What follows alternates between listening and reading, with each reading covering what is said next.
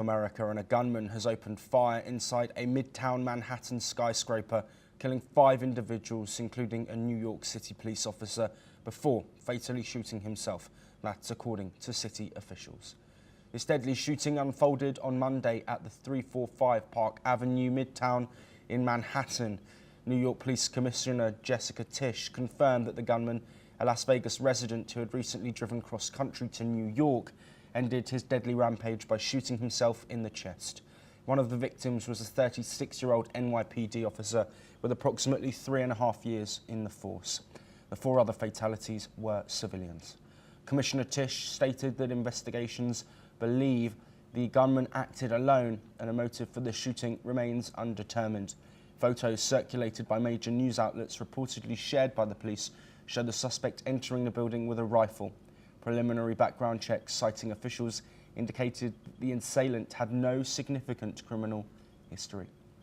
Well, with us to discuss this news that has come through from the United States overnight, a shocking incident with questions still remaining, but joining us to have a look through those, Dr. Sanjay Kumar, a journalist at the Korea Herald, who's joining us live from Seoul in South Korea. Thank you ever so much for joining us, Dr. Kumar.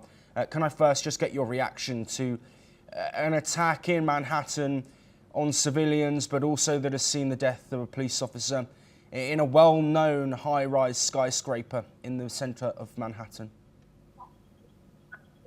This is very shocking news, not only for the people in US and in East Asia, but also to even the FBI officials also. It is very surprising news. It is very shocking. And I think the whole humanity should condemn it. And we have to work to not repeat such kind of incidents, because, you know, the insecurity is growing in Europe, in US, and also some other countries. And if these things are being repeated again and again over in the last few years, then I think it is very difficult to restore security among the civilians. And you know, the life of civilians are very important. And I think FBI should take lessons from this incident so that this kind of repetition cannot be done again. Yes. Dr. Kumar, questions are of course going to be raised of how somebody's able to walk in to a high-rise building with a rifle. Does this re-raise questions about not just American gun laws, but also gun safety, given that civilians and a police officer have died before the gunman turned the weapon on himself?